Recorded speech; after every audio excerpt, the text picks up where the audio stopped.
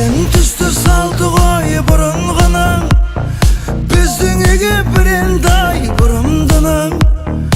Ақ ниетпен аттаған босағасы ағарып тұр әнекей шымылдығы. Ақ ниетпен аттаған босағасы ағарып тұр әнекей шымылдығы. Ақ бауырсақ шашу боп шашылғанда, қызыл жайлы жүзіңді жасырғанда.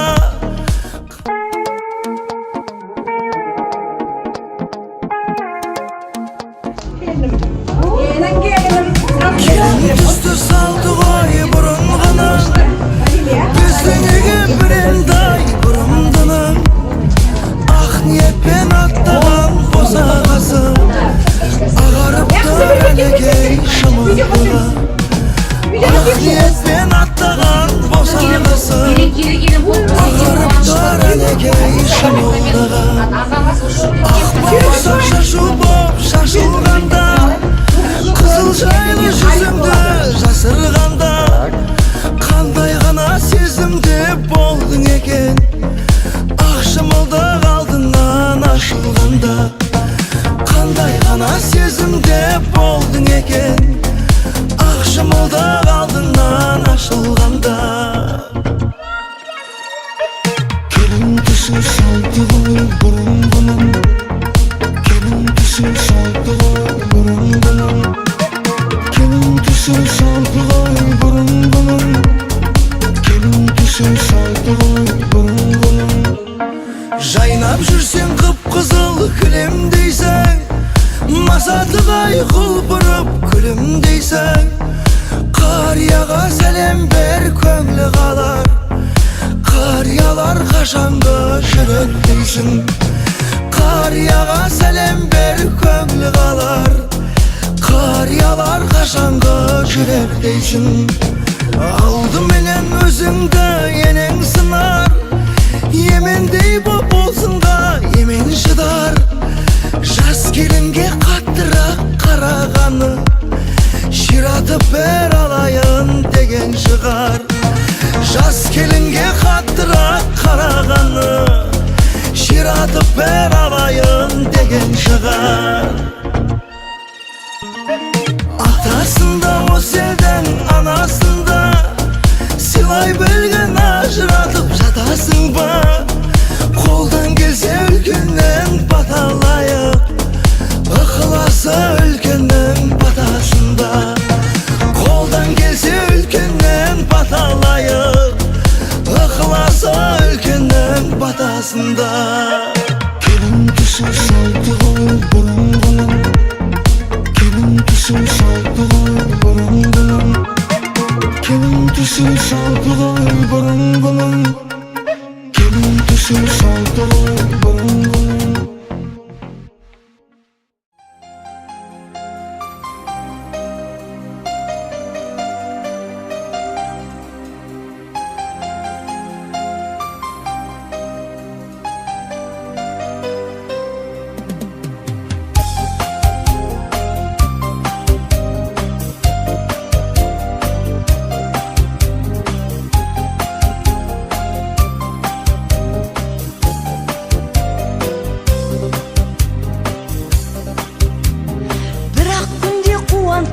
Қосананы сыңсу айтып қыз көңіл босағаны, әлпештеген әкеңнің аппақ қызен, ақ келін боп аттадың, ақ келін боп аттадың босағаны.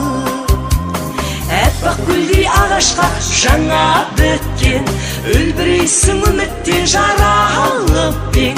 Басқа тойлар бастау бүгінгі той, бүгінгі той қоштасу, бүгінгі той қоштасу балалықпен.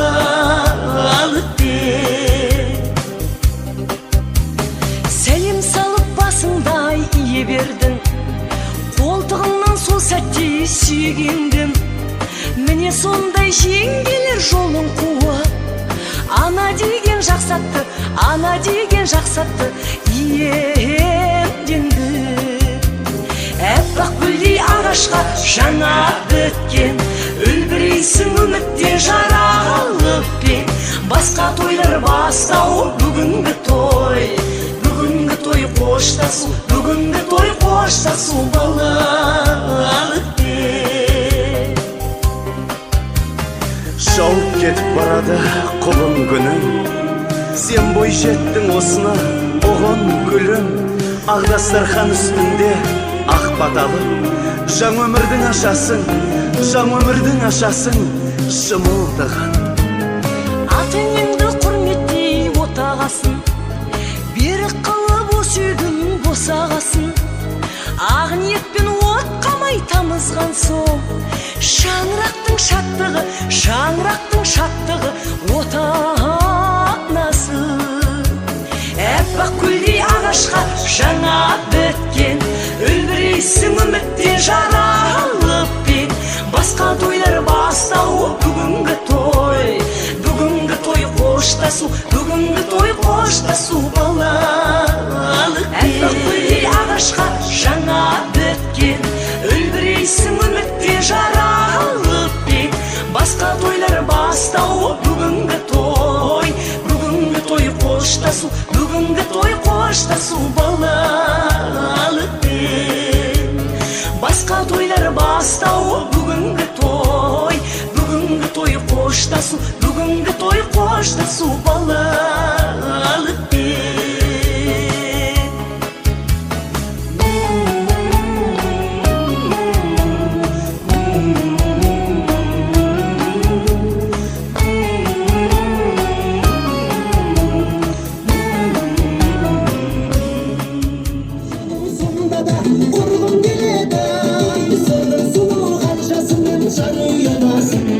Сырдың сұлуы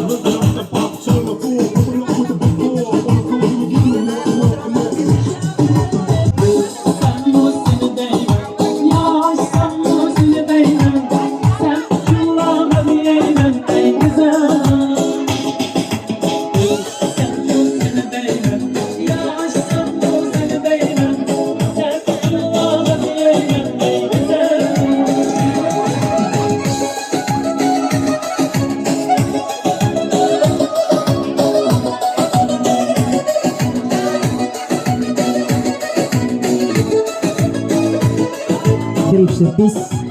Ай, жақсы, рахмет. Ал, жақсы, иә. Келіңіздер енді. Келіңіздер барша ағайын, туыстар, ет жақындар, шын туысқандар, әулетіміздің үлкендері, нағашылар, құда жекжаттар, іштегі жүрген барша апалар, аталар, сыртқа қарай шығыңыздар қанекей, иә. Бүгін мереке, бүгін қуаныш, көптен күткен Ақтүйенің қарны жарлы Бақбашқардың басын кесіп мінекей барша ағайын туыстың алдында елдің ықыласын алсақ деп, бата ниет тілегін алсақ деп осы өлет мінекей жайылып жастық иіліп төсек болмаса да бар жақсының алдарына тосып жатыр. Сондықтан келіңіздер бері қарай жақынырақ тұрыңыздар, шаттық шеңберін құрайық. Қуанышты күн екенін баршамыз сезінейік, құрметті ағайын. Келіңіздер ішке қарай, іште жүрген жандарға құлаққағыс қылыңыздар. Сыртқа қарай шығайық, келіңіздер. Апаларымыздың астына бір орындық беріп мына жаққа қарай отырғызып қойсаңыздар деп болады жерге қарай. Келін мына жерге қарай ыңғайланып тұрсын. Беташар рәсімін жасап алғаннан кейін дастархан басына бірақ жайғасатын боламыз.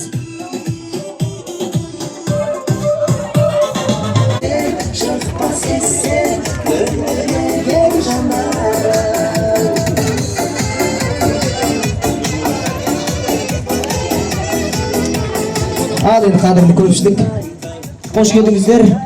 Қуаныш құтты болсын, той құтты болсын деп бір қол соғып қошеметтеп қояйық, бармыз ба?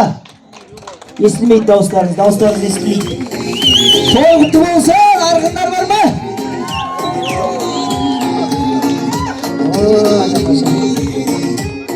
Жүзімен әулетінде бүгін дүбірлі той, көптен күткен Ақтүйенің қарны жарылып, бір балаларыңыз екеуі болып қуанып жатсыздар. Барша ағайын туыстың алдында сақтың салтымен болған, ұғынның ғұрпымен болған, бұрынғының ескінің жолымен болған беташар рәсімін жасаймыз. Барша ағайын туыс, сондықтан да сыртта жүрген кісілер болса бері қарай жақындаңыздар, ел екенімізді, жұрт екенімізді ұғындырып, жан жақтағы осы ауылымызға жаңадан келін келгенін байқатып, бір қол соғып қошеметтеп қояйық. Той тағы да құтты болсын баршаға.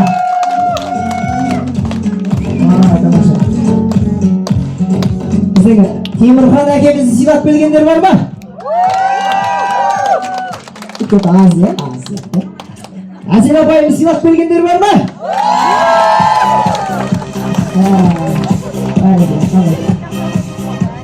Тамаша, көпшілер де келе жатыр, неге?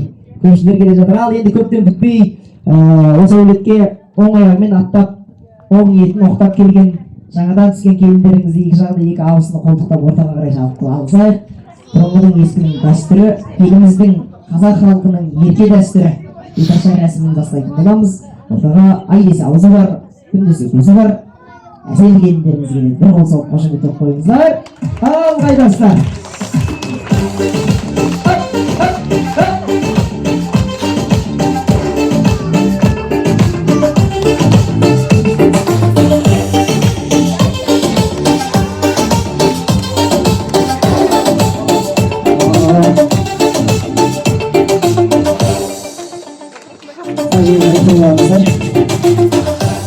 Тамаша. Ой, осы келіннің арт жағындағы кісілер алдыға қарай өтесіздер ме?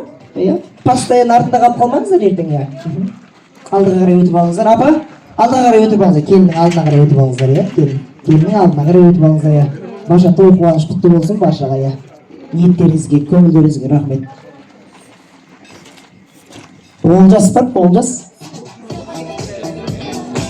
Олжеке қайдасыз? Үйленіп жатқан Олжасқа бір қол соғып қошеметтеп қояйықшы. Олжеке қайдасыз? Ассалаумағалейкум. Құтты болсын, қуаныш құтты болсын енді. Бір басыңыз екеу болып жатыр, барша ағайын туыс, сіз кетіп келіңіз. Мына жаққа қарай тұрайық, көрінетін жаққа қарай тұрайық Олжеке. Келіңіз бар екен да. Шаңырақ көтеріп жатсыз, бір басыңыз екеу болып жатыр, барша ағайын туыстың жиналғаны сіздің арқаңыздан. Барша ағайын туысқа ассалаумағалейкум деп бір амандасып қойыңыз, иә. Ассалаумағалейкум. Уағалейкум ассалам деп қойып қоймайсыздар ма? Тамаша. Телефоныңыз бар ма? Сотыңыз бар ма? Енді осыған дейін Әселден басқа қыздарды кипсиге апарып қойсаң, киноға апарып қойсаң, солардың нөміріне жүріп тазалап бара жаққа жақсылап ниеттерді жүргізіп қойсаң болады, иә. Қолдан кетейін деп тұр екен ғой бұйыртса, қолдан кетейін деп тұр ғой Олжекеңе. Олжекеңе бір қол соғып қошеметтеп қояйық, бәрекелді. Мына жаққа қарай. Қолдан болады, келіннің алдына қарай. Қалай селен салатынын қарап тұр, дұрыстап қарап тұр, байқап тұр, дұрыс салмаса басыңды шайқап тұр. Сондықтан енді бүгін бір басыңыз екеу болып қуанып жатсыз. Енді мен ортаға сәлем салдырмас бұрын, беташар рәсімін бастамас бұрын Темірхан әкемді шақырайын деп отырмын. Ой, ана кісі шай ішіп отыр ғой. Темірхан аға, келіңіз бері. Балаңыз үйленіп жатыр дейсіз, Bir qol so'q qo'shimcha qo'ymaymiz. Voy, qaynasiz.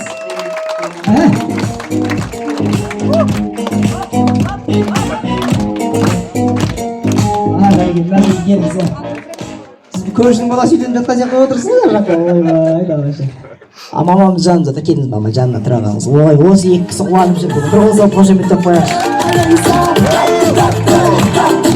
Жақсылықтың бастауы болсын, Құдай қаласа. Келіннің аяғынан, қойшының таяғынан дейді. Қолдарыңыз ұзарып, тілдеріңіз қысқарып жатқаны құтты болсын, иә.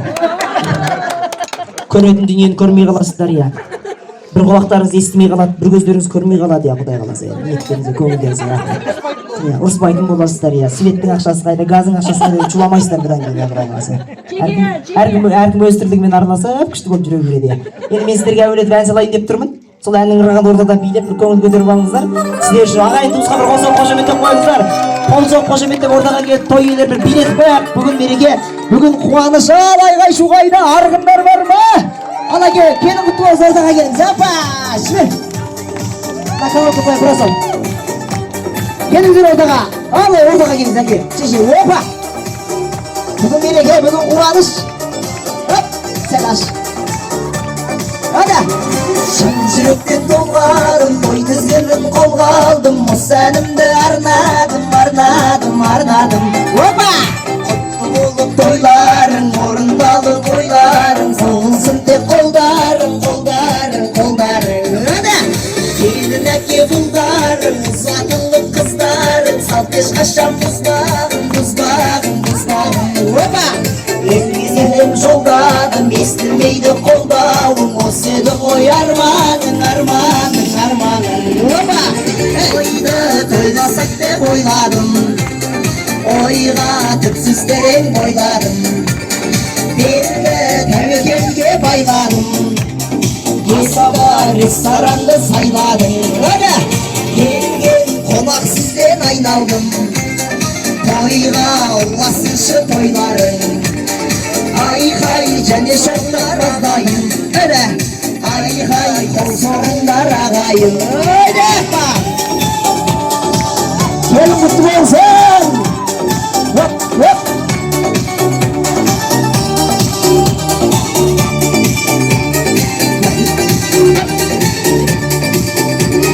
Көршілерім бар екен, нағашылар нар екен, құтбайында жаттар сол екен.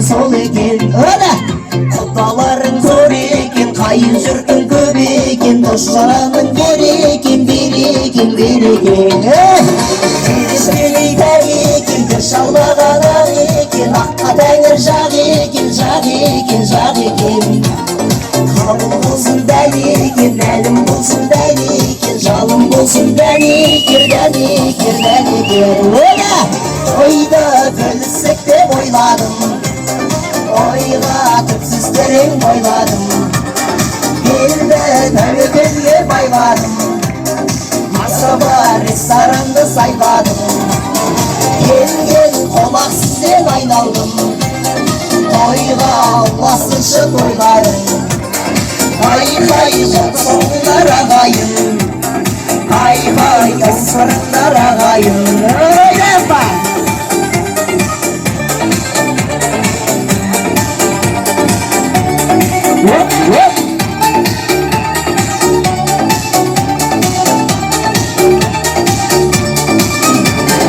Ойда бөліссек деп ойладым, ойға түпсіз терең бойладым, белді тәуекелге байладым, асаба ресторанды сайладым. Опа!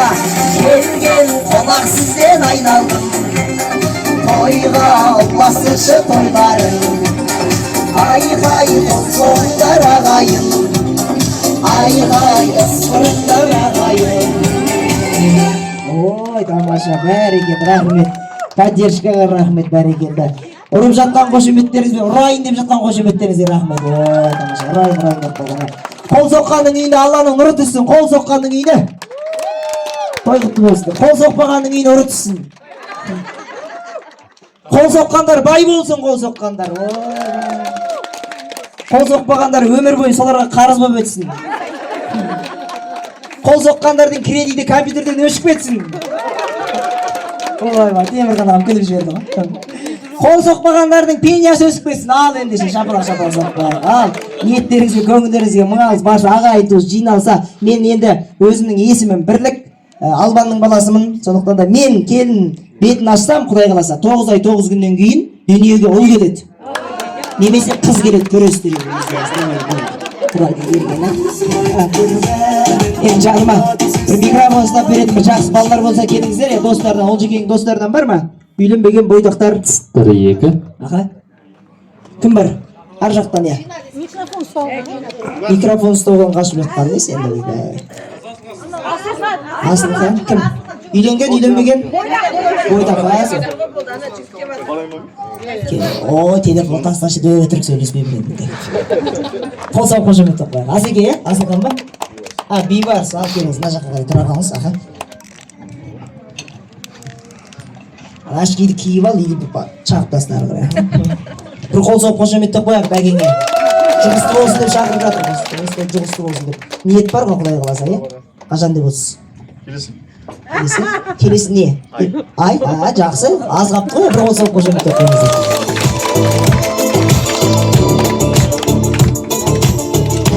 Бәрекелді. Сен үш қолың жоға, тағы біреу керек болды ғой. Асеке қайдасыз? Ой, önde жігіттер көп екен ғой. Ол жігіттер бойдақ па? О, кел. Бәрекелді.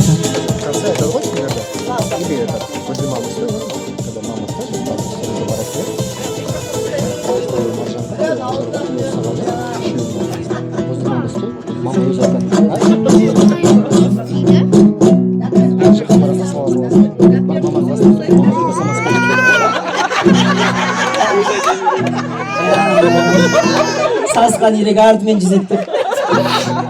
Паға емес, қол тап береді, паға дайындап тұрақ. Ал, айдық қоятындар бар ма?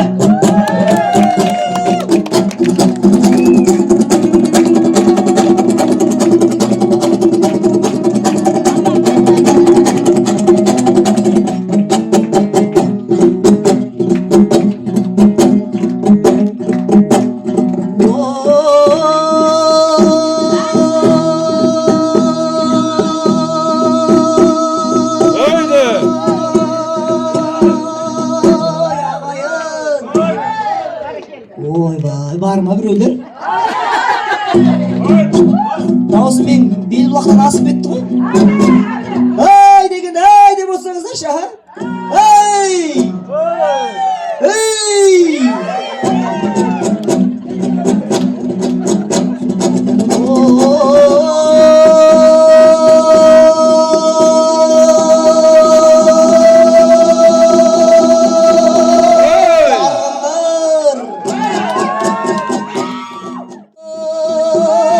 Қуат бер Аллах ақмағын,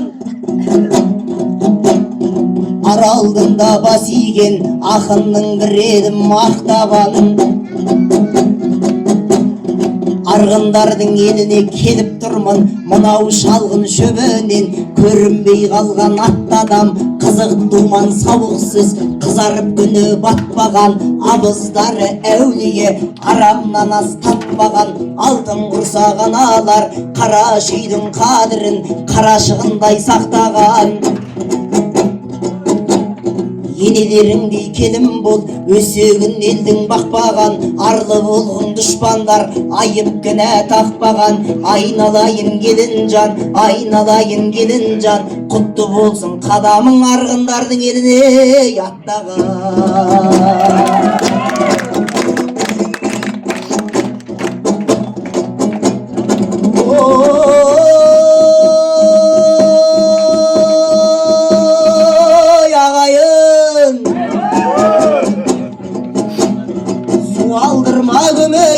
Сұңқылдап бір көрейін, көктемдегі өзендей күңірене жүртемейін. Домбырамды қағайын, даусы мәнсіз демейін, жаңа келген келіннің бетін ашып берейін. Ой, бұл арғындар ақындарын бағалайдай, бірлікке сөз бердіңдер шамалар деп. Темірхан әкем телефонмен хабарластай, тойыңа домбыраңдай ала кел деп. Бірінші қошемедің ағайын болсыншы Темірхандай әкемеден. Екінші қошеметің болсыншы жанындағы әселдейін анама деп. Үшінші қошеметің маған болсын ойлама жасы кіші балама деп. Арғындар шақырған соң келіп қалдым жүрмесін деп менсінбей қалама деп. Тойға келіп отырып ағайын қол соқпау деген жаман әдет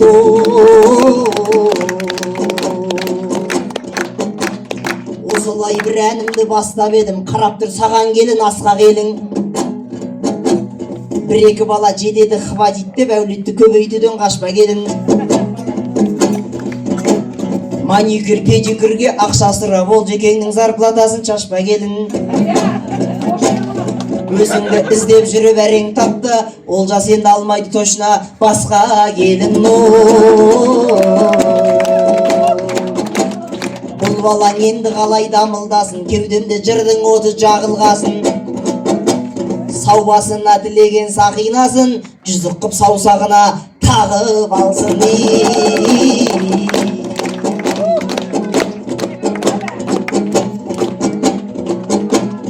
Айналайын келін жаным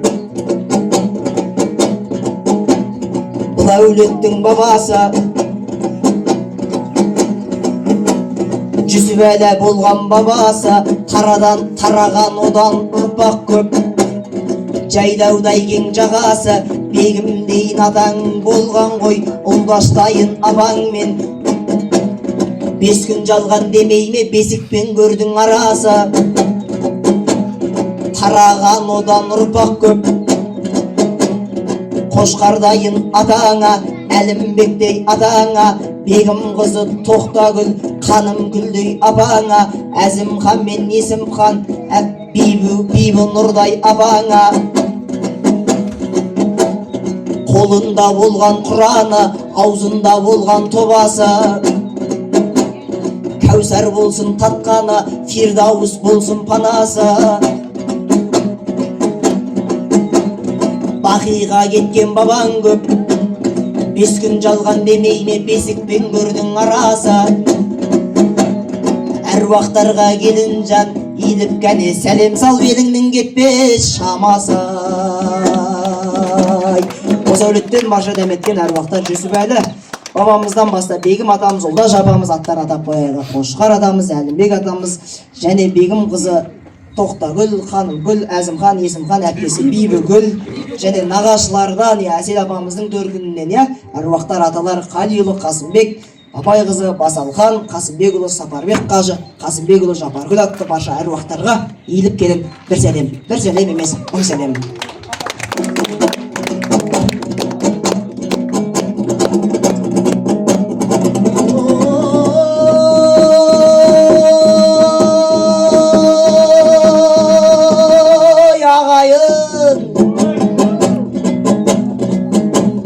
Айналайын келін жан Мәнсапқа жетсең адал бол Қызмет ет халқыңа Әнін тыңда күйін ұқ Басыңды үй салдына Қарашада қар үйтір Қарайлай жүр артыңа Жолдас болма жаманмен Көзің жетпей парқына Өзіңде бір күн көрерсің Үст түскенде басыңа Күн үшін жүрген қулардың бірі де қалмас қасыңда Өмір базар қайнаған тірліктің қосқан таласын Адыңды сайлап бір күні додаға сен де барарсың Жеңілсең де жеңсең де топпенен бірге боларсың Жалғыз шықпа сапарға өкініште қаларсың Ай опасыз мына дүние, опасыз мына дүние Тұтқа болған кімдерге өмірдің соңы өкініш Санамен ойлап білгенге қадірі болмас адамның Ортаңда тірі жүргенде орны қалар Ой сұрап бір күні көрге кіргенде Ататалған әруақтарға иіліп келін тағын сәлем салып қойыңыз. Ал енді аттарыңызды атап ортаға шақырамыз барша әулетіміздің үлкендерінен бастаймыз Тізімдеріңізді атқан кезде ортаға келіп көрінтеріңізді дайындап отырыңыз. Ал кеттік.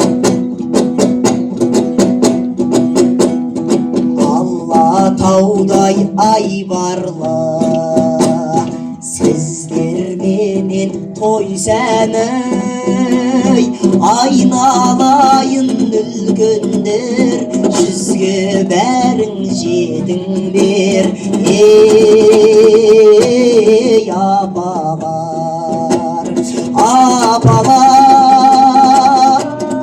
аталар сіздерге кім тең жетер айналайын дедің жат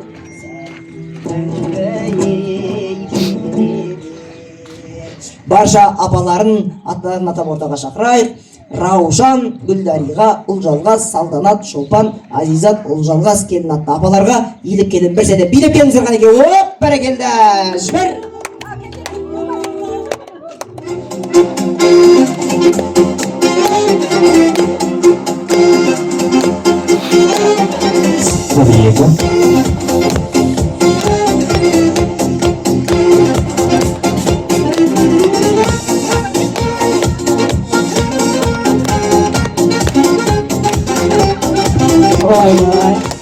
Апам қинап сағылып жүр ғой сіздерге.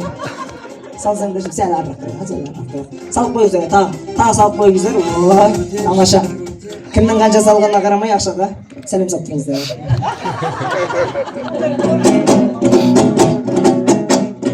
Адат алмай ортада қалғандар жоқ па қараша, келесі кезек келінжан жиен бүлін ағаша. Бақыт гүлдей апама, ай гүлдейін тәтеме, анаядай апама, биғайша мен бейбүгіл, әбдірбек пен сәулеге, серік менен гауһарға, әнуар мен айжанға, мадияр мен әсия, сұлтан менен айсұлуға иіліп келін бір сәлем.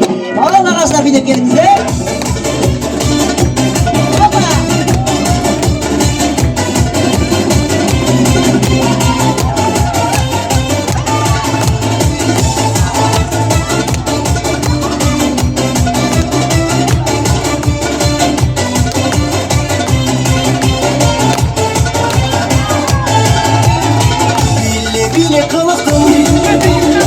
Билеп жанды жылыттың жібері ба билеп жылыттың осы әнді сағына биле тағы да осы әнді сағына биле тағы да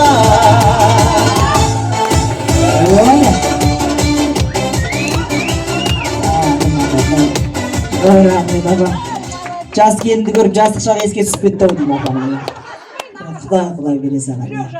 Бір елде жиенін сынап жатыр дейді ғой нағашысы апа.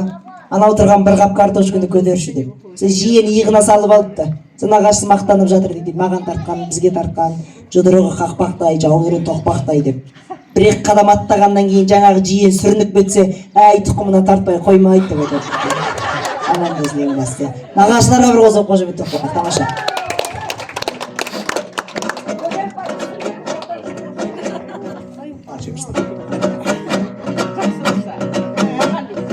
Адат алған қонақтар ұялмас жағын көздеңіз, келесі кезек келін жан әпкелер мен жездеміз, Бибінұр мен Күмісбек, Сабира мен Ұласбек, Айнұр менен Әшімхан, Айгерім мен Қайратқа, микрофонды жоғары ұста, Адисұлу мен Нұржанға, Ақерке мен Нұрболат, Салтанат мен Сәбиге, Әнелге де бір сәлем, Тоғжан менен Есмырза, Қамарға да иіліп келін бір сәлем. Қайын әпкелер, жезделер, қарындастар, күйеу балалар дейді. Биліп келіңіздер қанеке. Оп, бәрекелді, жібер.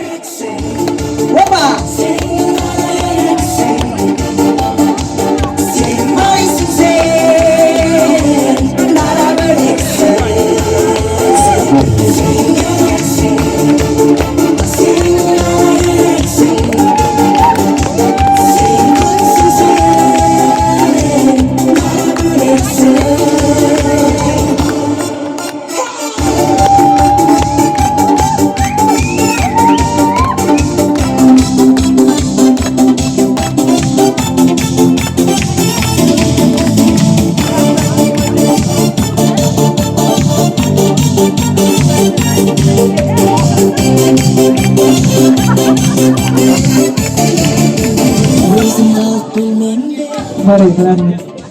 Кісілер салды ма, алды ма? Топырлап кетіп қалды ғой? бір екеу байқап құр билеп келді, апа байқадыңыз ба? Айгерім дегеніміз айтылды ма? Айтылды. Түсіріп қойдым мен. Рекорд болды, 12 жыл. Босанырады тақырыпқа шегенде. Айгерім деген қыз видеоға бар ма? Айналайын. Ол кісі не істеп жатыр сонда? Телефон салады Каспиймен. Жоқ, қайда ол кісі? 12 жыл туып жатыр. Соғысқа кеткен сияқты айтып жатсыз ғой сіз? Айгерім Қайрат деген жандарға санап тұрып 3 бөлім салып қойыңыздар. Ой, тамаша. Құдай қаласа сол Айгерім деген қыздың жолын берсін сізге. Егіздеп, сегіздеп, тоғыздап, ондап таба беріңіз Құдай қаласа. Bir қол соғып қошеметтеп қояйық. Болады ма, апа?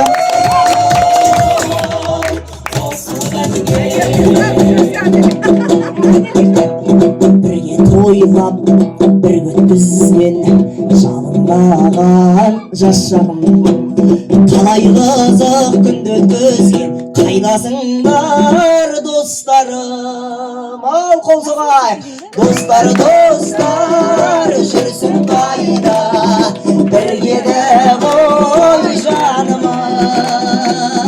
Ескі алысып осындайда көрімдік салайық бәріміз. Ескі алысып осындайда ел шырқайық бәріміз. Темірхан ағамыздың барша достары Ерлік, Еркін, Едіге, Мел, Сержан, Ербол, Динамин, Сергей, Қасым Жомарт Тоқаев, Кәрім Мәсімов, Иманғали Тасмағамбетовті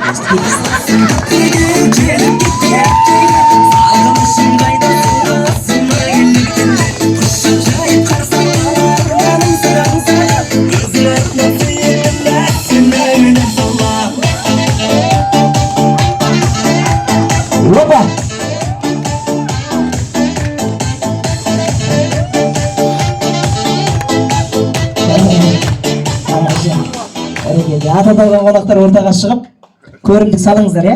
Әйтпесе маған бәрібір аруақтарға қосып жіберемін сіздерді. Алын осы жерде екінші бетте нағашы әпкелер деген қауым қалып қалған екен, аттарын атап қояды.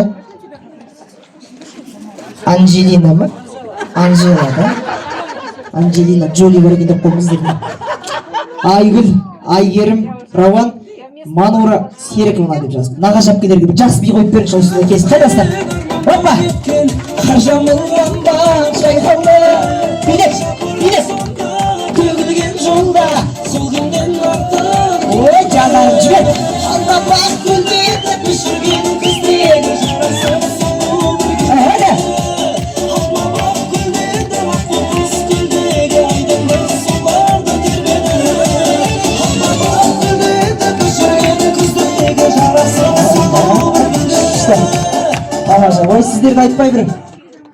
10 мың теңгеден қағылып құлай сақтаптық қой, құлай сақтаптық.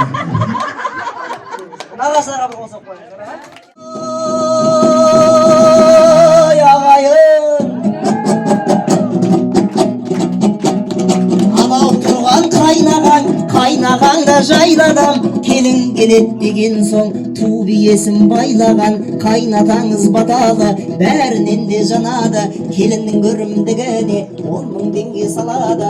Әмір қандай қайнаған, Берікпенен Серікке, Әділменен Мақсатқа. Шыңғысханға бір сәлем, Асылханға бір сәлем, Бөгенбайға бір сәлем, Темірланға бір сәлем, бір сәлем емес, мың сәлем.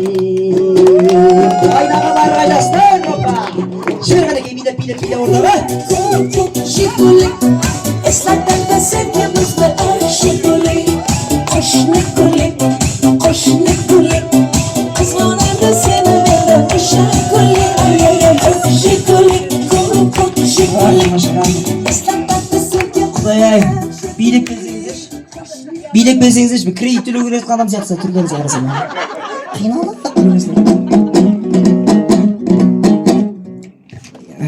қай жерде келген деді, миың ашық бол да сен. Қайныларың орманың, қайын талды қорғаның, ат қоят деп жас жеңге, шеттерінен қуанған, шеттерінен мейірбан, қырмызы мен інжуге, маржан менен Назгүлге, дана менен Айшаға, Аружан мен Несбелі, Әлиханға бір сәлем, Сара менен әдемі, Жанеркеге бір сәлем, Меруерт менен Жуға, Дәмешке де бір сәлем, Айшаға да бір сәлем емес, мың сәлем. Қайнылар, қайын сіңлілер деп жазған екен. келіңіздер. Опа! Билеп. Шаршама тек шаршама, аяқ қолың талса да жұлқынып бір билейік, шығарып ортада. Шаршамай, аяқ қолың талса да жұлқынып бір билейік, шығарып ортадай. Нағашы ағалары Мәулет, Жаңыл, Дәулет, Жұлдыз деген кісілер айтылған жоқ, келіңіздер, қайдасыздар, барсыздар ма? Бір қозы қожаметті қояды.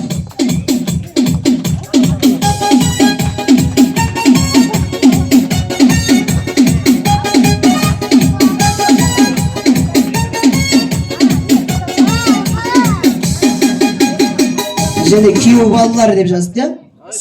Төре ма? Жалғыз өзі ма төре? Келin, salınız mı? Точно. Ya деп тұрғаныңыз, самайсың ба? Видеода бар ма? Доказательств ба? Куәгерлер бар, куәгерлер. Қанша салды ба? Айтыңызшы. Мен ба? 5 салды ма? Бопты жарайды, 5 салсын. Қайны інілер мына жақта да қалып қапты аттарын атайық. Мәрлен, Сұңқар, Нұрислам, Димаш, Асанәлі, Даниял, Алидар дейді. Осы кісілер сізді еркелетіп жүретін осы жақта. Қайдасыздар? Қайдылар? Сенен хабарым жоқ қой, салам әнге салам. Мені сен шақырсаң, ұстайсың барам. Сені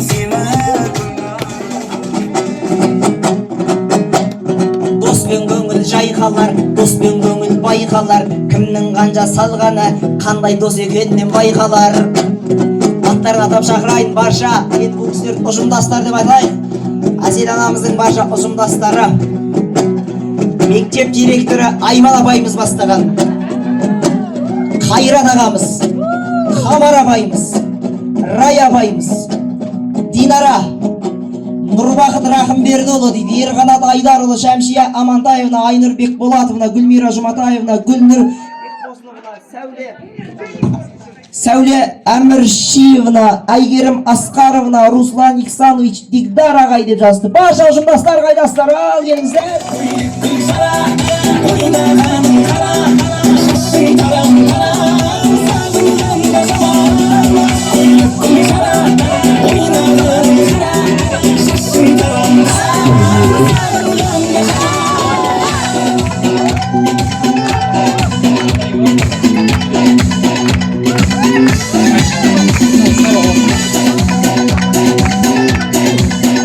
Опа, билеп қанеке. Апайлар.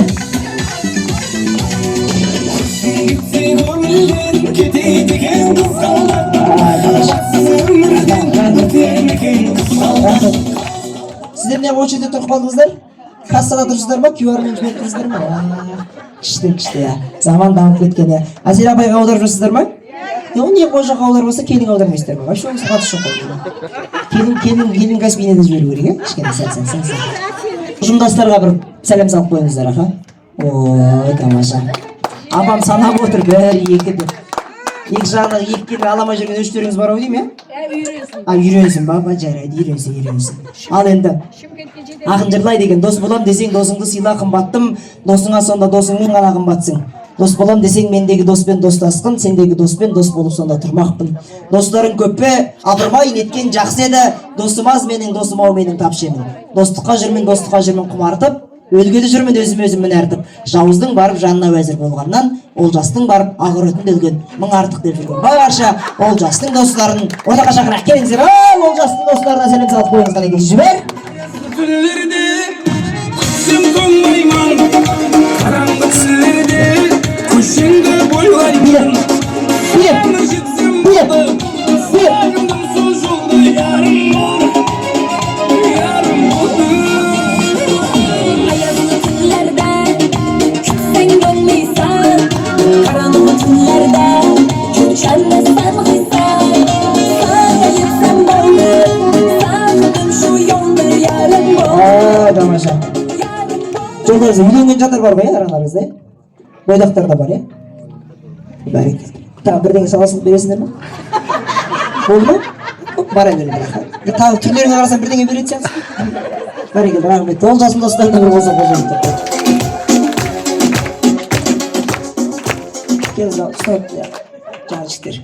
Қолдарды алып кетті ау деймін. Ұстай тұрасың.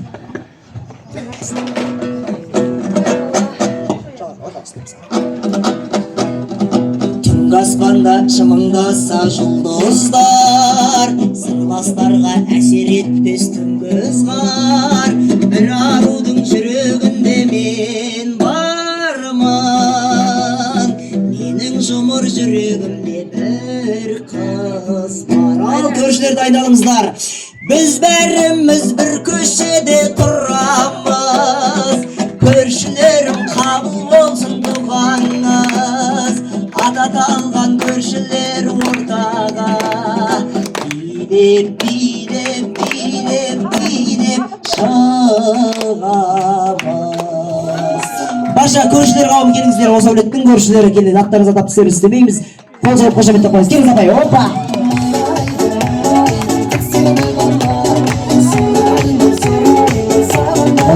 Рахмет. Қалған көршілер қайда? Сіменге кетіп қалды ма қалғаны? Сізді жіберді ма? Бәрекелді. Абайға бір қол соғып қошеметтеп қойыңыз. Рахмет. Тізімге жазылмай қалған жандар болса, иә? Ат аталмай қалған жандар болса, мен тағы да сәлем саламын. Тағы да көрімдік алғым келіп тұргенде ат аталмай қалған, жазылмай қалған жандарға бір сәлем салып қойыңыз, барша ағайын достың алдында. Сен бір көргеннен ұнаттым деуге, сенің жүрегіңді жаттым деуге, көктегі көңілімді қуаттым деуге. Жақсы. Аха, бәрекелді. Енді мына жерде 66 жылғы сыныптастар деген, дос деген ұғым ғой. Дос деген 4 әріптен, дос деген 3 әріп, кейде жақын, кейде ыстық дейді. Досыңның бай болу шарт емес, досыңның бар болуы байлық емес пе дейді ақындар. Сол бар болып жүрген 66 жыл видеоға түсіп тұр ғой, түсіп тұрыңыздар, жаңағыдай жібереміз. Айгерімді де бәріне біраз бересіздер. 66 жылғы достарға 66 рет сәлем сал десем ауыр болып кетеді, бір үшеу сала салыңыздар. Ал бәрекелді достар қауымға.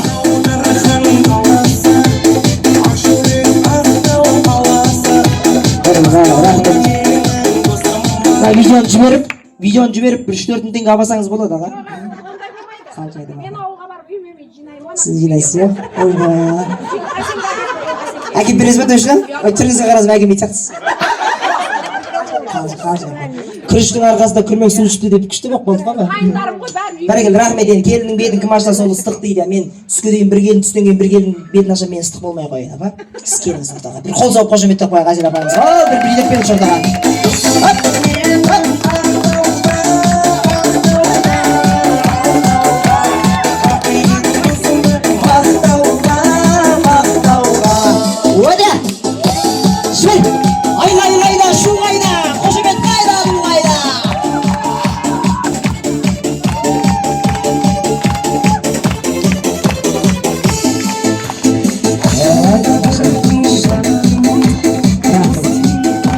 Келіңіз бала, жақынырақ келіңіз бала. Түйінді шешейік, аға шешіп ана балаға береміз ғой, келесі той сол жақта болсын деген ниетпен сақтың салты, ғұнның ғұрпы, бұрынғының ескінің жолы, әп-бісміллә деп неке домбырамен мен жаныңызға көмекке келейін.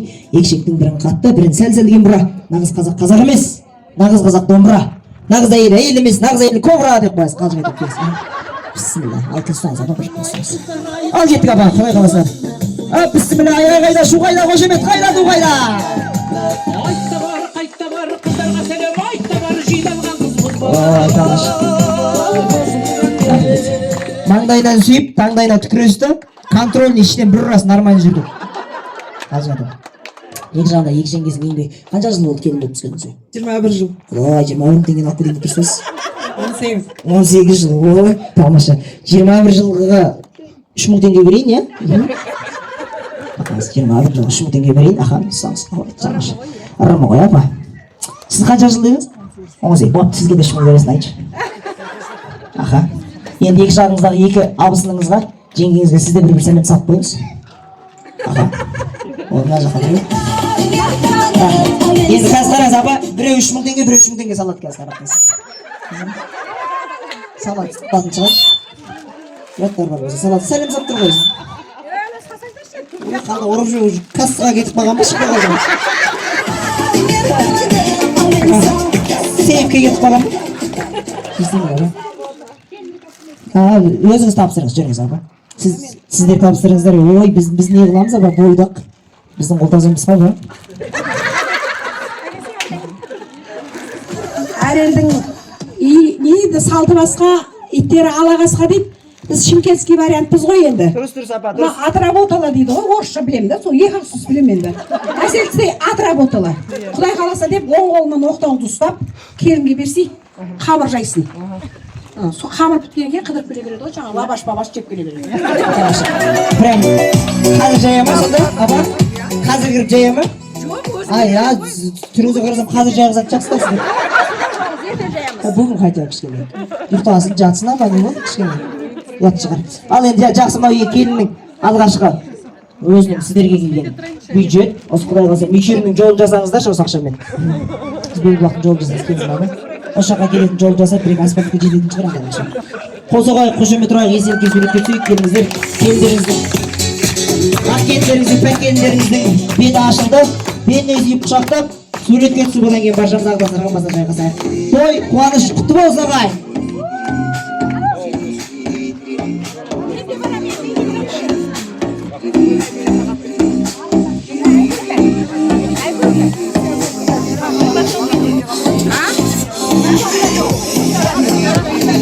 Бәрекелді, суретке түсіп алыңыздар.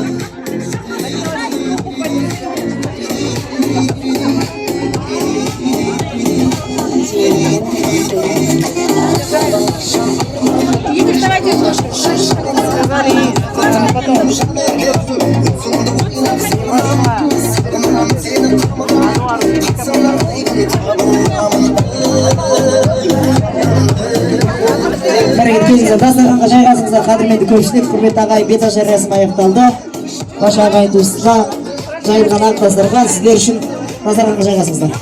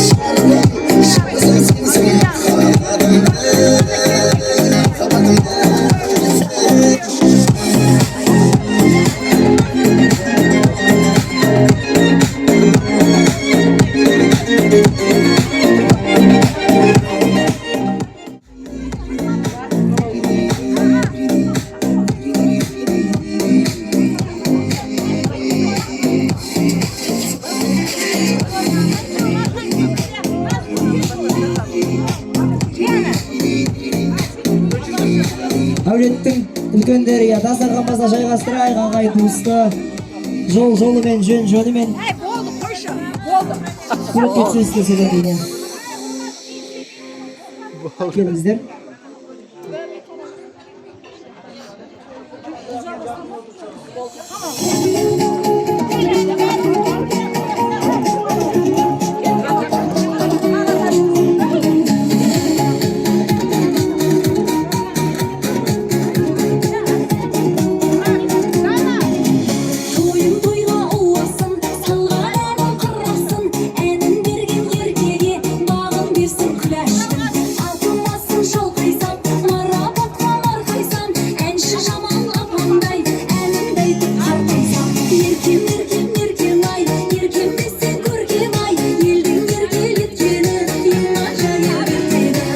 Ағайын туыс күтіп қалды, содан кейін суретке түсесіздер, құрметті әулеттің тұрғындары.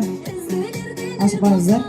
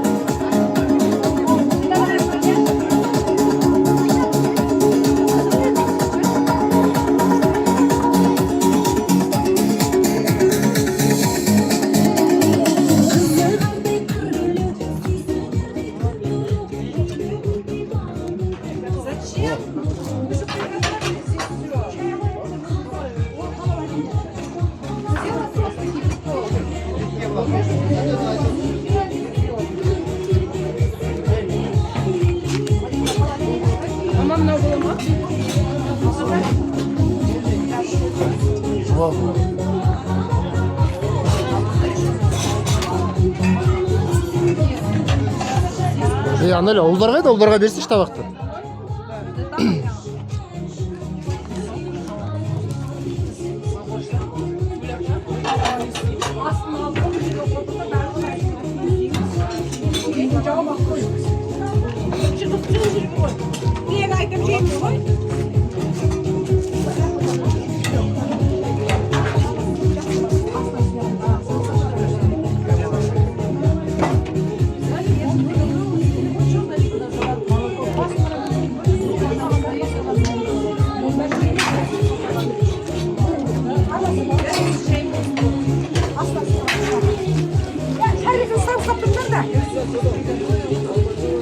Bu büyüyor. Bak. Ayak var. Düşüyor.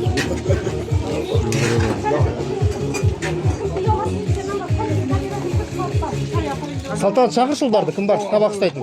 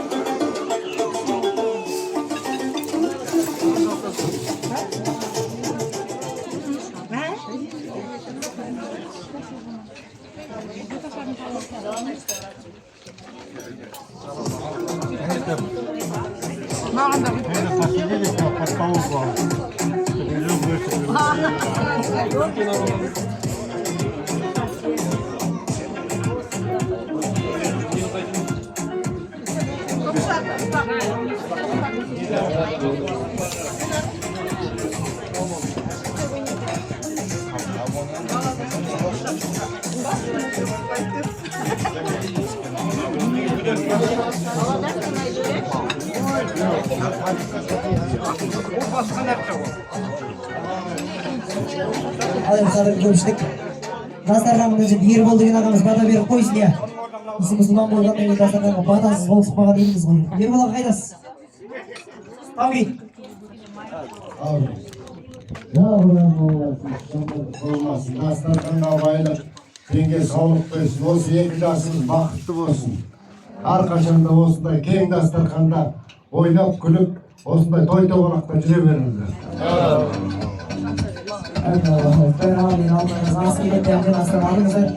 Даже рәсім жасалды, енді бүгін астан бәрден сіздер үшін жайылған дастархан башыңызға кескеніңіздер толықты осы тойымыз басталды.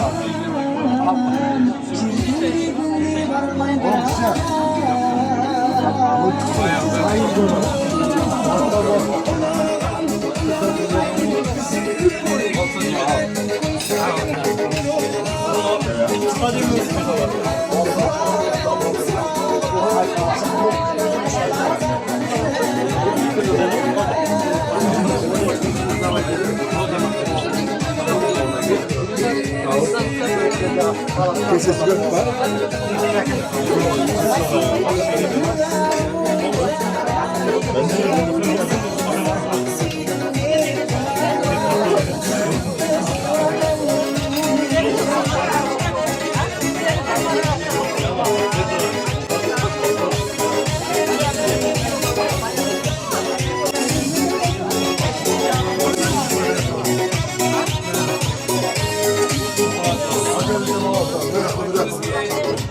Басқы бана беріп қоямыз ба келіңіздер үлкен ас келді алдыларыңызға. Ал апа аумин.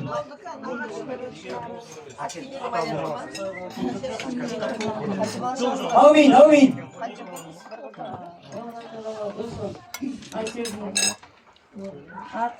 Болсаға ақ келін келсін келді. Үйіміз берекелі болсын. Шаңырақтарымыз береке алып келсін келіңіз. Ұрпағымыз келін жақсы анасы болсын. Дастархандарың мол болсын, аспандарың ашық болсын. Келінім судай басып тастай ысынсын. Subhanallah, elhamdülillah, la ilahe illallah,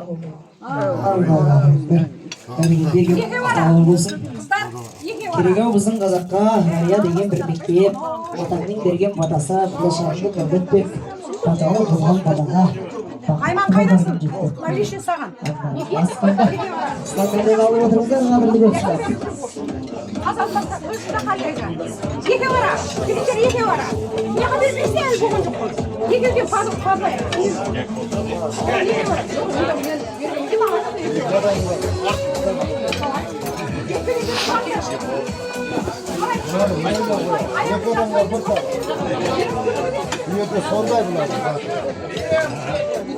Жеңгем болу.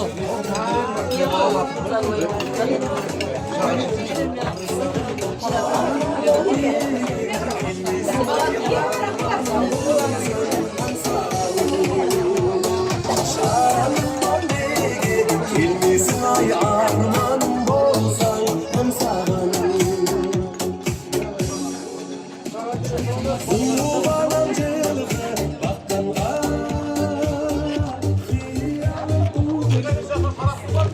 Ол кетіп жатыр, бұл. Шақпай ма басқа? Шақпайыз.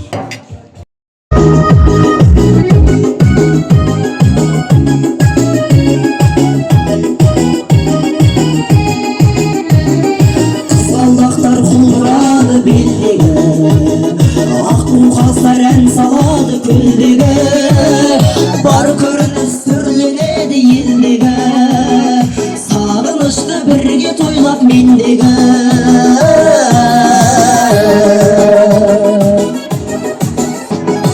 Құтты болсын айтып келін алғанға, сәлем беріп күміс сақал шалдарға, жүрші достым бірге барып қайтайын ауылдағы ақ пейілді жандарға.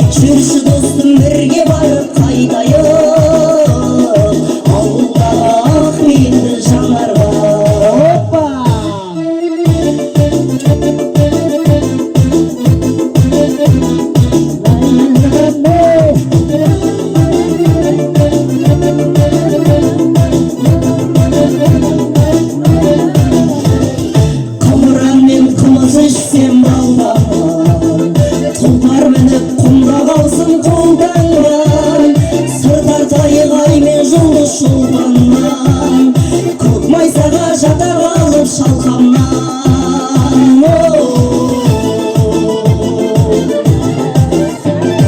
құтты болсын айтып келін алғанға сәлем беріп күміс сақал шалдарға жүрші достым бірге барып қайтайық ауылдағы ақ бейілді жандарға құтты болсын айтып келін алғанға сәлем беріп күміс сақал шалдарға жүрші достым бірге барып қайтайық ауылдағы ақ бейілді жандарға жүрші достым бірге барып қайтайық ауылдағы ақ бейілді жандарға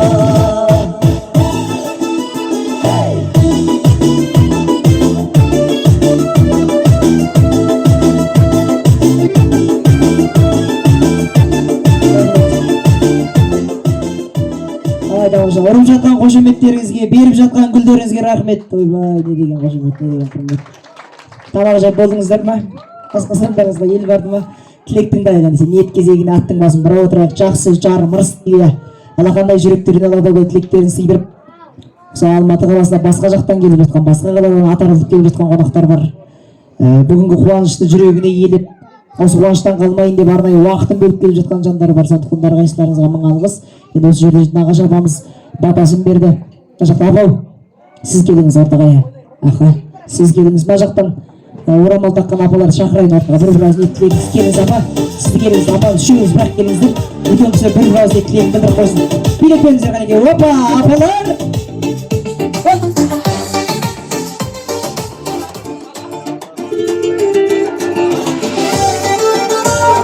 Билетке бір тілек ниеттеріңізді білдіріп қойыңыздар.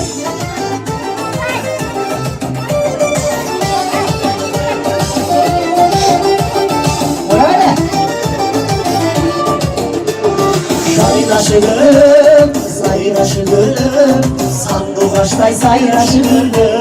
Жібер қане ба? Билеші бірге, Шіргін ай. жанашыған демеші гүлге. Гүлім көзімсің, шын сезімсің, гүлім көзімсің менің еркем.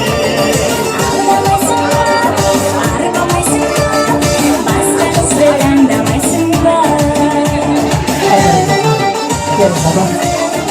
Осында барғын болған басылап қаламамыздың сіңлісі Ақгүл апамыз бар ма? Ол кісі қайда? Сіз ба? Келіңіз ғой. Сізді шақырып отырмыз ғой. Сіз де келіңіз апа, как раз тұра қалыңыз ғой. Күшті міне.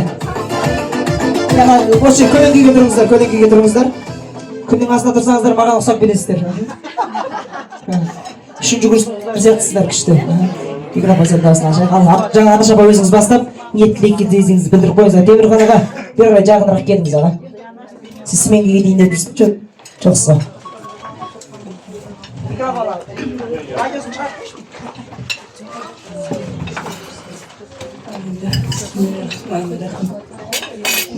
Әсел Темірхан, Бекташайға құтты болсын. Келіңіз құтты болсын. Келіңіз Аққозыға келгеніне береке болсын. Үйімізде осы жаңа келін береке алып келсін. Жанарақтарымызға құт береке берсін.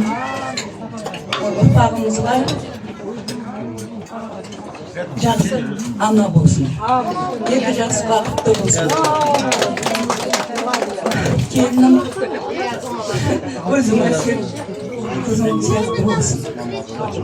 Мамасы ашық. Соған тартсын. Олжаспен Қыздар естіп ма? Кемпір сөйлеп жатыр. бақытты болсын. Үйлерінде тек қана жақсылық болсын, той болсын. Ана жаңа үйде көп бар күн болсын. Не айтамын? Аман болсын, аспандар ашық болсын. Сендер келгендеріне көп рахмет. Сендер де осындай той болсын. Әрқайсының үйінде тек қана жақсылық болсын. жастары көбейе берсін, бала-шағаларымыз, немерелеріміз жібереліміз көп болсын. Солардың қызығын көріп біз қуанып жүре берейік, аман болып.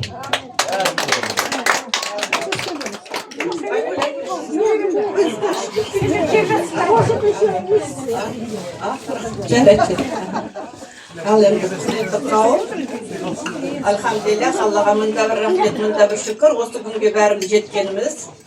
Бүгін енді сондай бір бақытты күн, барлығымыз үшін, әсіресе Темірхан мен Әсел үшін, ата-ананың парызы дейді ғой, ұлын ұяға, қызын ұяға қондырғанға. Бүгін сондай сәтті күн деп ойлаймыз.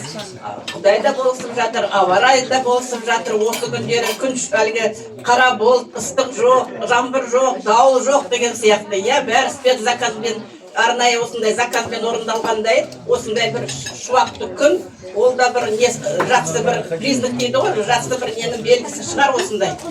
Енді қайнененің топырағынан дейді ғой, келінді обычно ұқсаса. Сондықтан мен ойлаймын, осы келініміз дейтін енесіне ұқсаса, Әсел дейтін енесіне. Онда дейтін жаман болмайды, иншалла. Әселді барлықтар білесіздер, Әселді біз өзімізді білеміз, біз әулетімізде өте қатты сыйлаймыз. Жасы аз кішкентай болса да бәріміз осы кісіден главный тайный советник, главный консультант наш. Әселі не істейміз десек, мен де талай қуаныш та басымыздан өтті, қиындық та өтті. Сонда жанымызда, мен жанымда всегда, вот Әселі, мен жанымда Әселі жүрсе, мен жаным тыныш. Потому что мен білем, что Әселі бар, нетімен, нетпей, бұлданбай, нетпей, всегда көршілерді, коллективте, әріптестерді бәрі білетін шығар. Аянбай, адал ниетімен болса, көмектеседі, жаны ашиды. Сондай бір жақсы адам берген, Алла берген қасиеттері бар. Темірханда Құдайға шүкір, Темірханның бір жақсы жері өте жомарт жігіт. Әйтеуір бәрін шақырып жүреді, күтіп жүреді, үйге обязательно стол жайғызады. Біз келсек, осы кісі келсе деп бәрімізді мәз қылады, төбемізді төк. Мына кісі келсе, үйде энергетика меняется, үйде аура меняется, какое-то доброе слово для всех находит. Это тоже говорит адамгершіліктің қасиетінің бір несі, сипаттамасы. Сондықтан келін жақсы жерге түсті, сондай мейірімді жерге түсті. И мен ойлаймын, енді бір-бірімен нетсін, бар білгені алмасын, кешеде айтып жатырмын. Әселден көп, енересінде көп үйренуге болады, көп нәрсені. Вот, хорошую школу в жизни пройдет во всех отношениях, да? Ну и я говорю, и самое главное, қазір бізді жастардан үйренуіміз керек. Біздің жастар бізден асып жатыр. Так и должно быть. Ученик должен превзойти своего учителя, деп сам великий Пушкин говорил кезінде, да? Вот, соны айтайық. Енді мен бар тілегім осы екі жас дейтін, бақытты болсын осы екі жас. Сосын несі айтады ғой, Экзюпери еще говорил в свое время тоже, великий, говорил, что молодежь это любовь, не то, что бір-бірінің бетіне қарап, вот там умирать, а махаббат деген, сыйластық деген, бір бағытқа, бір направлениеде қарау деген. То есть екеулерінің мақсаты да, несі да, бір бағытта болу керек, бір-бірімен тіл табысып, ата-енесін сыйлайтын, иманы бар, саналы келін болсын, илайым солай, соны тілейміз.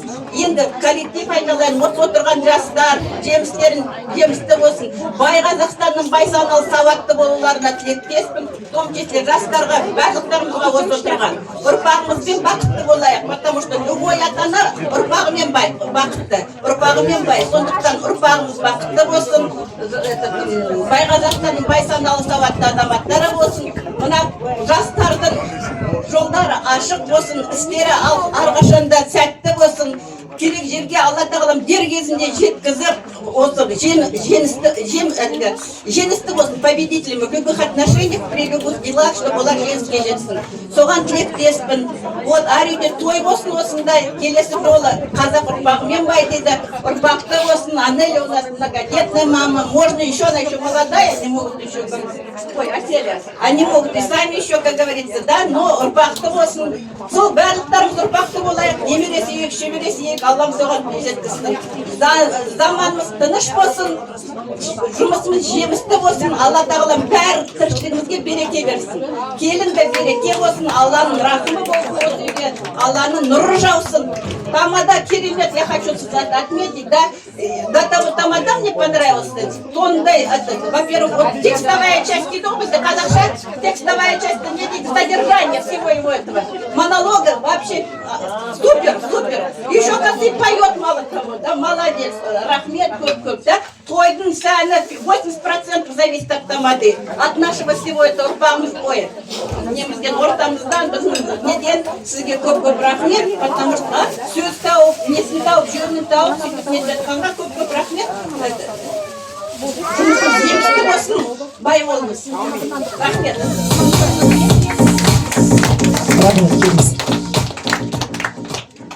Темірхан Әселя, бүгінгі мынандай қуаныш осы қара шаңырақта, жаңа шаңыраққа, мына жаңа үй салып, именно келін түсіріп жатсыңдар. Келіндеріңіз құтты болсын, сол келін қызығын көріңдер. Жаңа мына педагог айтып кетті, одан кейін я не могу после нее говорить. Вот. Тек қана жақсылық. Әселечка, я тебе желаю. Вот жаңа, чтобы у тебя вот эта келін была такой, какая ты есть. Как мы есть, наша родня. С гитарцем. Вот. Быжака. Никаких чемкинских вариантов. Так, за все хорошее давайте. Екі жаз бақытты болсын. Тек қана аман-есен болсын. Разница нет, это шутка. А былай какая разница? Несі түбі олжасын. Арғын. Так что арғын. Пусть арғын. Арғын и в Чимкенте есть, и в Караганде есть, и в Алмате есть, везде есть. Я не говорю, что Чимкент, я просто шуткой. Так что жақсылық болсын. Тех, кому да, начинай дергать. Это я шутка говорю. Нет, а что бузбаймас? Ты знаешь что-нибудь? Так что давайте за все хорошее. Әселяның бүгін қуанышына, Темірхан қуанышына, қуанып, күліп жүрейік бәріміз. Сол келініміз құтты болсын. Құтты болсын. Екі жақта да.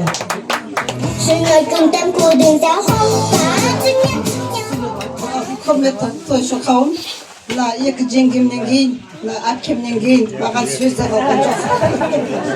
Бәрі тілектерден қосыламын. Құдайдың құлағына шалына бересің. Жаңа үйде жаңа келін түсіп жатыр. Сол келін олжасы әдейет іздетіндеріңізге мыңда бір алғыс. Құдағилар, коллектив, Айман апай бастаған. Алланың нұры жоқсын, емтиханнан аман-есен өтіңіздер. Балдарыңыз ошым ОБД-дан 100 деген баласын дейма, 200 болады ғой сонда, я. Дендеріңізге саулық, отбасыларыңызға амандық болсын. Пейнетпен істеген дәмі тәтті дейді ғой ақшасының. Берекелі, айлықта болыңыздар, үйлеріңізде той болсын, бәріңізге осындай той жұғысты болсын. Нағашыларына да рахмет. Ат салысып кеше 2 күн болып жүріп жатырмыз. Мынандай 21 ғасырда бір адам емес, 2 адам емес, 3 адам емес, сонша дастархан жайып, осындай күтіп атқан менің қайным Темірхан мен Әселге рахмет. Бір адамға шай беремей атқан уақытта болып жатыр қазір. Артығы болса, кемі болса жасырыңыздар, артығы болса толтырыңыздар. Жаманымызды жасырып, жақсымызды асырып, аман-есен елдеріңізге жетіп алыңыздар. Бұл тойдың бастамасы Құдай қаласа Аллам нәсіп етіп, бұйыртып жатса үлкен тойда осы келгендеріміз 4 көзіміз түгел келетіндей жағдайға жетейік. Алысы бар, жақыны бар, құда жігіт бар, күйеу балдар бар. Келгендеріңізге мың алғыс. Жаман жерін айтам деп сырын айтады. Ана той десе қубас домалапты дейді. Мынау қайнымның баласы үйленіп жатыр. Бір баласы бірегей болсын деп осындай тойға біз де келіп қалдық Шымкенттен. Көргеніміз той болсын, мынау үйінің іші балаға толы болсын, сырты малға толы болсын.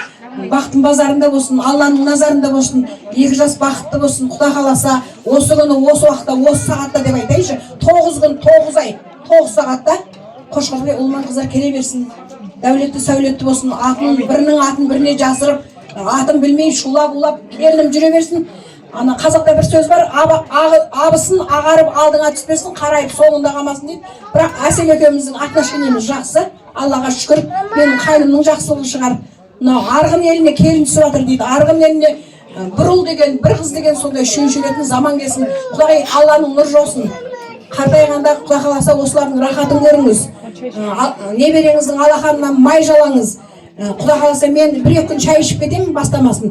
Қаған ана үйреткен кезде тәтті шайменен, тәтті майменен, нанменен шайды Аллам тамақты жеуге Аллам сізге нәсіп етсін дейікші. Бәріңізге рахмет. Аллам нұр жоқсын. Тойларыңыз тағы да құтты болсын. Жақсы айттыңыз. Тамаша айттыңыз. Енді тәтті ниеттілік кезегін әрмен қарай жалғастырайын. Осы орында ұжымдастар ретінде арнайы уақытын бөліп келіп жатқан апайымыздың, Әсет апайымыздың ұжымдастары бар. Сол кісілер Айман апай бастаған барша той қонақтар ортаға келіп біраз ниеттіліктеріңізді білдіріп қойыңыздар. Қанекей ұжымдастар қауым қайдасыздар? Ал бәрекелді. Арнайы сіздерге сөз кезегін ұсынып жатыр той иелері. Келіңіздер, ұжымдастар қайдасыздар? Билеп ортаға келіп тілек білдіріп қойыңыздар.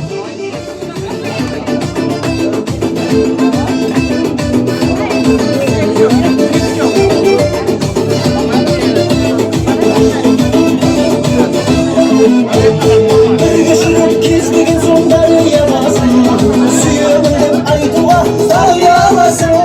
Бірақ жаным сонда да бұрғым келеді, сырдың сұлу қаншасымен жан ұямасын. Сырдың сұлуын, сырғасынымсың, алман қане ұямасын. Сырдың сұлуын, сырғасынымсың, алман қане ұямасын.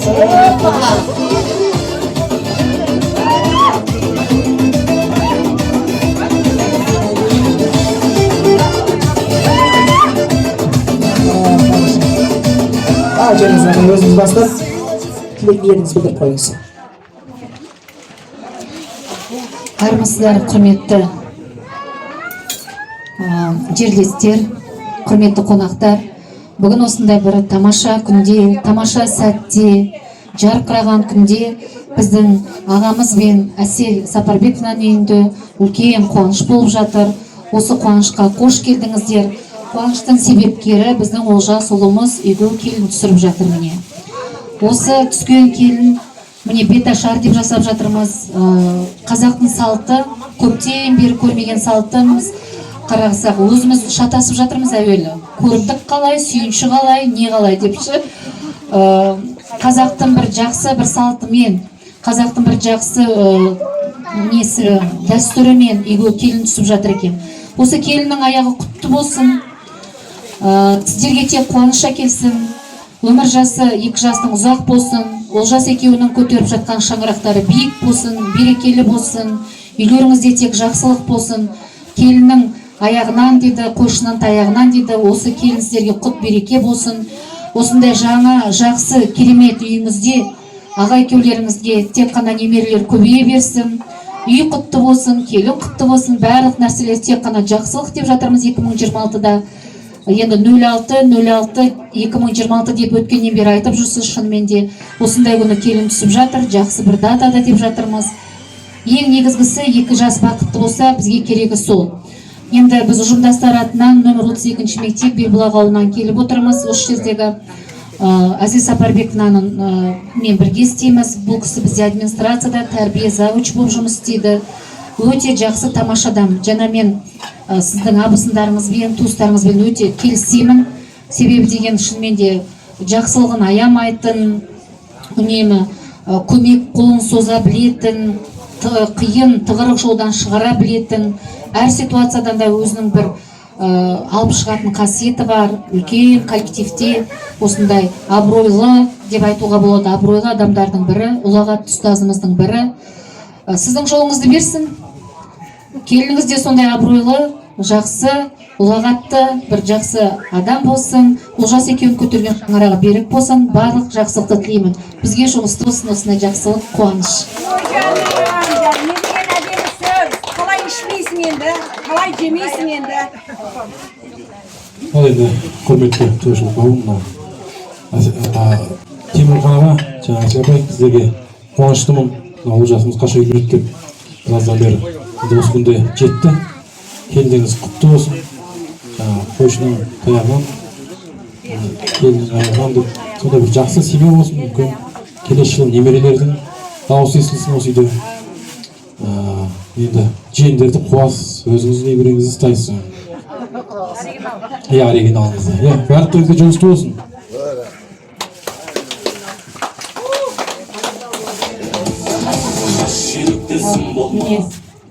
үй ішінен үй тігіп отырсыздар. Отау тігулеріңіз құтты болсын.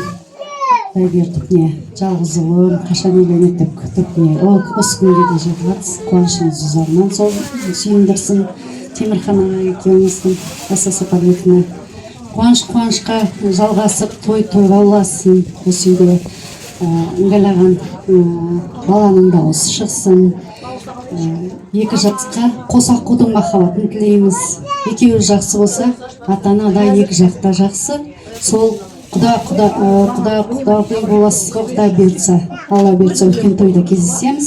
Сол тойда төс қағыстырып, құдаңыз досыңыздай, құдағиыңыз, құрбыңыздай болып, сондай екі ортада алтын көпір жалғасып жүре берсін. Бақытты болсын. Балалардың бақыты, ата-ананың бақыты дейді ғой. Сол бақыттан айырмасын.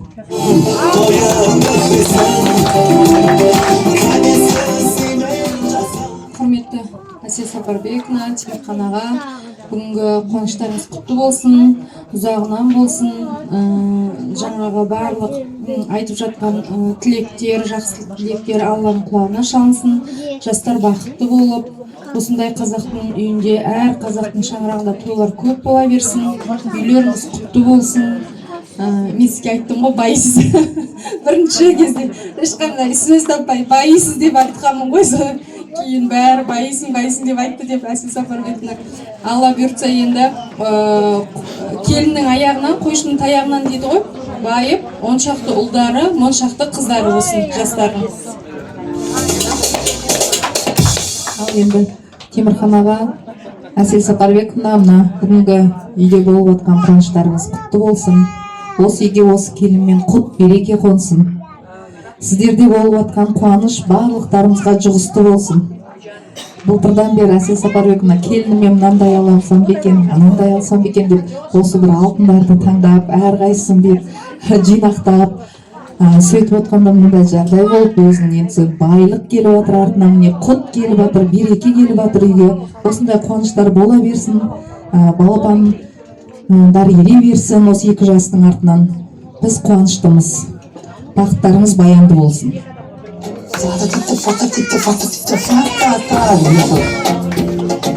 Темірхан аға, енді Әсел апай деп айтамыз.